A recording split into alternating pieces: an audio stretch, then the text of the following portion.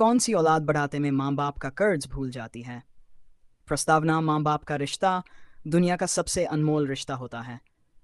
वे अपने बच्चों के लिए जीते हैं, संघर्ष करते हैं और अपनी हर इच्छा का त्याग करके सिर्फ यही चाहते हैं कि उनकी औलाद खुश रहे, आगे बढ़े और सम्मान पाए।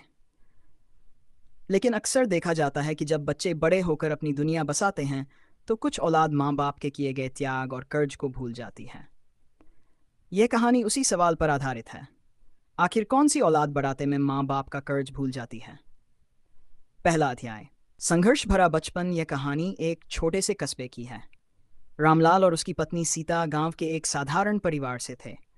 रामलाल मेहनती किसान था, दिन रात खेतों में पसीना बहाता, और सीता घर की देखभाल के साथ साथ बच्चों की परवरिश करती। उनके 3 बच्चे थे, बड़ा बेटा अजय, मंझला बेटा विजय और सबसे छोटी बेटी प्रिया। रामलाल और सीता का जीवन आसान नहीं था। खेत से जो भी थोड़ा बहुत अनाज और आमदनी होती, उसी से बच्चों को पालते। कई बार तो ऐसा भी होता कि वे खुद भूखे रह जाते, लेकिन बच्चों को कभी भूखा नहीं सोने देते।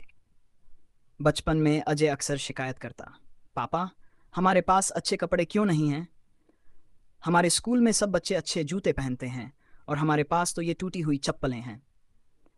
रामलाल मुस्कुराकर कहता, बेटा, अभी हम गरीब हैं, लेकिन तुम मन लगाकर पढ़ो। जब तुम बड़े आदमी बनोगे तो सब कुछ बदल जाएगा।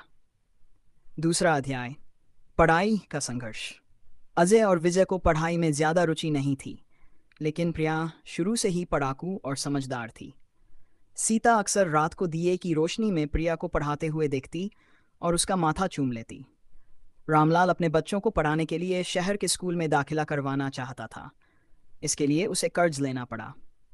गांव के सेठ ने ऊंचे ब्याज पर पैसे दिए, लेकिन रामलाल ने यह सोचकर कर्ज लिया कि शायद बच्चों की पढ़ाई से उनका भविष्य बदल जाएगा। तीसरा अध्याय, सफलता की ओर कदम। समय बीतता गया। अजय ने जैसे तैसे ग्रेजुएशन पूरा किया और शहर जाकर नौकरी करने लगा। विजय का पढ़ाई में मन नहीं लगा और उसने व्यापार करने की ठान ली। वहीं प्रिया ने कड़ी मेहनत करके मेडिकल कॉलेज में दाखिला लिया। सीता और रामलाल का गर्व का ठिकाना नहीं रहा। वे सोचते थे, हमारी मेहनत रंग ला रही है, अब हमारी औलाद हमें सुख देगी। चौथा अध्याय, औलाद की बदली सोच। अजय नौकरी लगते ही शहर में रम गया। पहले वह माँ बाप को पैसे भेजता रहा, लेकिन धीरे धीरे उसकी प्राथमिकताएं बदल गई। अब वह अपने बच्चों की फीस, घर के ईएमआई और शौक पूरे करने में व्यस्त हो गया। जब भी सीता फोन करती, बेटा कैसे हो, घर कब आओगे, अजय जल्दी जल्दी जवाब देता, माँ बहुत काम है, अभी आना मुश्किल है, आप लोग संभाल लो। विजय ने व्यापार शुरू किया। व्यापार में पैसे कमाने की चाह ने उसे बदल दिया। उसने माता पिता से दूरी बना ली। जब भी वे उससे मदद मांगते वह टाल जाता, पापा अभी मेरे पास पैसे नहीं हैं, थोड़े समय बाद देखता हूँ। प्रिया अलग थी। डॉक्टर बनने के बाद भी उसने सबसे पहले माँ बाप का कर्ज चुकाना अपना धर्म समझा। वह अपने माता पिता को अपने साथ शहर ले गई और उनका सम्मान किया। पांचवां अध्याय, माँ बाप का दर्द। रामलाल और सीता बूढ़े हो चले थे। गांव में उनका सहारा कोई नहीं रहा। जब वे अजय और विजय से उम्मीद करते कि वे उन्हें संभालेंगे तो दोनों टाल देते। रामलाल अक्सर आ भरते हुए कहता, सीता, हमने जिन बेटों को पालने के लिए दिन रात खून पसीना बहाया, वही आज हमें भूल गए। लगता है औलाद बढ़ते बढ़ते माँ बाप का कर्ज भूल जाती है। सीता आंखों में आंसू भरकर जवाब देती, हर औलाद ऐसी नहीं होती। देखो हमारी बेटी प्रिया हमें कैसे संभाल रही है। शायद बेटा बेटी में फर्क नहीं होता, फर्क तो सोच में होता है। छठा अध्याय, कड़वा सच। एक दिन अजय गांव आया। उसने देखा कि घर जर्जर हालत में है, माँ बाप कमज़ोर हो गए हैं, लेकिन उसके मन में कोई खास भावुकता नहीं थी।